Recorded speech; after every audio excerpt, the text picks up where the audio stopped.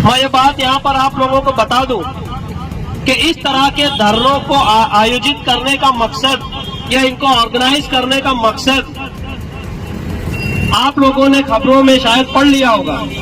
गुज़िश्ता कल social democratic party of India के कौमी सदर जनाब M.K. फैजी साहब को दिल्ली इंटरनेशनल एयरपोर्ट पर गिरफ्तार कर लिया गया। गिरफ्तार करने की वजह इन्फोर्समेंट डायरेक्टरेट ने यह बताई कि मनी लॉन्ड्रिंग की है। माजी में हम लोगों ने देखा दिल्ली के अंदर कई बड़े सियासी लीडरान को ईडी के जरिए हिरासत किया गया। उत्तर प्रदेश में बड़े बड़े नामवर लीडरान को ईडी, एनआईए और अलग अलग सरकारी एजेंसियों के जरिए हिरासत किया गया। जो लोग अकलियतों की आवाज बनते हैं, जो लोग हिंदुस्तान में बसने वाली आवाम के हुकूक की आवाज को बुलंद करते हैं अपने अपने प्लेटफॉर्म से, सरकार यानी बीजेपी के लोग या जो बीजेपी पार्टी आज सत्ता में है, मुल्क की कुर्सी पर विराजमान है, इन लोगों के जरिए अकलियतों की आवाज को दबाने का काम 2014 से अब तक कंटिन्यू किया जा रहा है। तरह तरह के अलग अलग इल्जामात लगाकर ऐसे सियासी लीडरान या ऐसी जमातों के नुमाइंदे जो अकलियतों के लिए आवाज बुलंद करते हैं, जो समाज में हो रही बुराइयों के ऊपर बात करते हैं, जो सरकार की गलत पॉलिसियों के खिलाफ में आवाज उठाते हैं, ऐसे तमाम लीडरान को ईडी और अलग अलग एजेंसियों के जरिए हरासा करने का काम सेंट्रल एजेंसी या सेंट्रल गवर्नमेंट के जरिए किया जा रहा है। हम आज social democratic party of India के मालेगांव की यूनिट की तरफ से इसकी मजम्मत करते हैं। यहाँ एक बात जेर गौर है कि M.K. फैजी साहब ये social democratic party of India पर ये बदले का जो हमला है वो क्यों किया गया। आप लोगों ने अखबारात में और सोशल मीडिया पर देखा होगा कि पूरे मुल्क में वक्फ तरमीम को लेकर सिर्फ एक ही सियासी जमात मुल्क के सड़कों पर बेबाकी से अपनी आवाज को बुलंद कर रही है और वो है SDPI यानी social democratic party of India.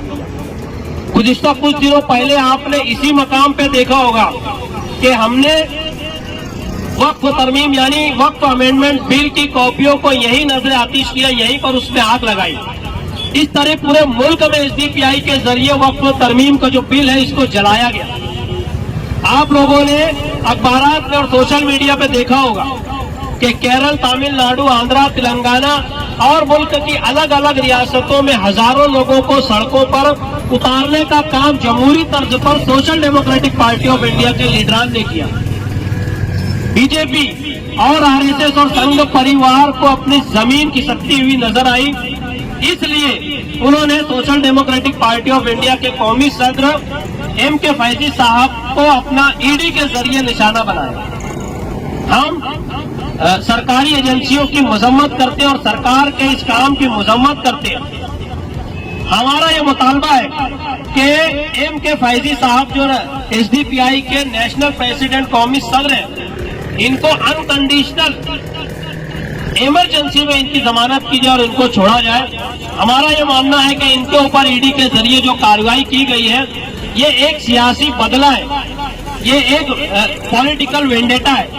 हम इसको इसी नजर से देखते हैं और मुल्क समेत, रियासत समेत शहर के तमाम ही ऐसे लोग जो जमहूरियत पर यकीन रखते हैं, जो सेकुलरिज्म पर यकीन रखते हैं, ऐसे तमाम ही लोगों से SDPI गुजारिश कर रही है कि ऐसे हालात में अपनी आवाज को बुलंद करें।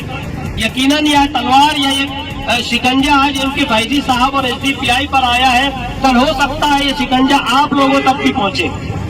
मेरी उन तमाम तंजीमों, अदारों, क्लबों और दीगर जो सेकुलर पार्टी के लीडरान हैं इनसे गुजारिश है कि इस वक्त M.K. फैजी साहब और SDPI के साथ में आप खड़े रहें ताकि आने वाले वक्तों में इस तरीके का जो सियासी हमला है अकलियतों के लीडरान पर वो ना हो सके।